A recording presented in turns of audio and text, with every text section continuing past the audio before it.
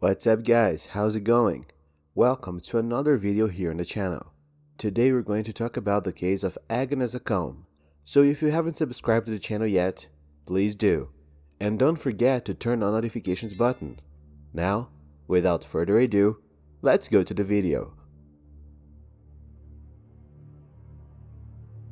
Agnes, better known as Dora, was a 20-year-old Hungarian girl. She was from Miskolc, a city with just over 155,000 inhabitants, considered one of the most industrialized cities in Hungary. In 2017, age 15, she moved to London, the capital of England in Great Britain. Some sources mention that she would have moved with her family, while others mention that she moved there illegally, searching for a better life. Due to being an immigrant, Agnes would have had a difficult life. She worked for a long time as a dancer in some nightclubs in the city, from the age of 17, and also in a coffin factory. At the time the case takes place, Agnes was living in a simple house in Brent, north of London, along with her boyfriend, who was also from Hungary. From what it shows on their social media, the two had a child together in 2018, but I didn't find information if this child was raised by them or by their relatives. Although Agnes had a steady job as a nightclub dancer and at the coffee factory, she also worked as a call girl, something her boyfriend was not aware of. Well, you know that here in the videos I bring you, I usually talk a lot about the victim, what they like to do, their personalities, their achievements, dreams, and etc. But unfortunately, regarding Agnes, I didn't find much information, and everything I got about her before the crime is what I narrated at the beginning here. Well, moving on May 9, 2021, Agnes left the house and told her boyfriend that she was going to work. However, at the end of the day, she didn't return home. For 2 days, Agnes didn't communicate with her boyfriend nor her family. Out of concern, her boyfriend decided to go to London's Metropolitan Police on May 11th and report her missing. In the following days, an abuse statement was made in various means of communication, with Agnes' photos and her information, as well as several posters and pamphlets that were spread by friends and volunteers. According to information from the London Police Department, they received around 100 missing persons reports every day. Most of these people are found, but in Agnes' case, it had been a week and not even a small clue as to where she might be had emerged. With that, the case was handed over to the Met Specialized Crime Command. During investigations, Specialized Crime Command detectives realized that Agnes was very active on her social media, where she used to post photos almost every day. The lack of movement on her social media since the day she disappeared helped detectives rule out the remote hypothesis that she simply ran away on her own. This hypothesis suggested that Agnes just wanted to be away from her family and her boyfriend for unknown reasons. Later, detectives discovered that Agnes had used her bank card at a coffee chain on the morning of the same day of her disappearance, and with that, they finally got a foothold to investigate. When checking the surveillance cameras of the establishment and nearby, they were able to see that around 11:47 a.m., Agnes left the cafeteria with a glass of iced coffee, wearing jeans and a white faux fur coat. Shortly thereafter, she enters a vehicle on Cricklewood Broadway. Through the security camera footage, detectives were able to identify the license plate of that vehicle, which led them to a man named Nikolai Paisan.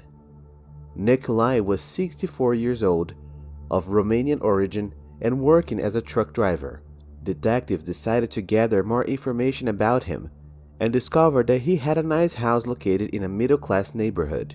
They then went to that house intending to talk to the man, but to their surprise, they discovered that Nikolai didn't live there. Detectives proceeded to investigate further to see if they could find any clues that would lead them to Nikolai's real address, until they discovered that he lived in a makeshift house in a shipping container ward on North Acton Road in Brent. Coincidentally, Agnes' cell phone had given the last signal in the same area where Nikolai's makeshift house was located. Through this, The detectives got a search warrant and broke into Nikolai's container, but the place was completely empty. There was nothing there, and also no sign of the suspect. While the police carried out a forensic examination of the container in search of any kind of evidence, even the smallest one, Nikolai arrived at the scene. When asked about Agnes' whereabouts, Nikolai said that he had met her only 2 weeks before, but that he had no involvement in her disappearance, and also had no idea where she could be. Detectives decided to take the man to the police department in Wembley to give an official statement. Meanwhile, other police officers were in charge of looking for images from security cameras in the vicinity of the container. During this testimony, Nikolai claimed that the day Agnes disappeared, she sent him messages saying she needed money. He would then have offered her 20 euros, but in return, she would have sex with him. According to him, Agnes accepted the offer, and after meeting at a place agreed by both, they went to his container, which was the makeshift house as I mentioned. There, they stayed together for a few minutes, and then Agnes left. Well, that was Nikolai's version, but the footage from the security cameras installed around the container showed otherwise. Agnes actually got Nikolai into that container on the morning of May 9th, but she was never seen leaving the premises. Due to the inconsistencies in his testimony, Nikolai Paisan was arrested on suspicion of having committed a crime against Agnes, and after that, he decided to remain silent. In the following days, detectives obtained footage that showed Nikolai carrying various items that belonged to Agnes, such as the white faux fur coat that she was wearing the day she disappeared. That coat was later found in a park, and after undergoing forensic analysis, it was proven that there was blood on it, and that blood belonged to Agnes. In searches carried out inside Nikolai's car, traces of Agnes' blood were also found, which made the detectives come to the conclusion that she had suffered a serious injury and possibly was no longer alive. With all this evidence in hand, detectives questioned Nikolai again and again. He denied any involvement in Agnes' disappearance. However, since there was already enough evidence linking Nikolai to the disappearance, he was kept under arrest and formally charged with the crime. Investigations continued, and around 60 tons of rubbish that had been picked up in the vicinity of Nikolai's makeshift home was sifted through and checked for further evidence, but nothing was found. Through security camera footage, it was discovered that Nikolai had gone to an empty lot with trees near a park called Needsin Recreation Park that was in the west of London. Detectives, along with a police search team, went to that location to carry out searches, and there, they found a plastic bag containing some of Agnes' clothes and a small electric cutting tool that still had pieces of the victim's scalp and tufts of hair. On June 14, 2021, more than a month since the disappearance, sniffer dogs were taken to the area where the police had found this latest evidence. For the authorities, there were high chances that Agnes' body was in the vicinity of the site. In a short time of searching, the sniffer dogs pointed to a specific area, and in that area, the remains of Agnes Acom were found buried. Agnes had her body divided into parts, and it was in a shallow grave covered with some rubble in order to hide the disturbed earth. But it didn't help as the sniffer dogs were able to find the victim by smell.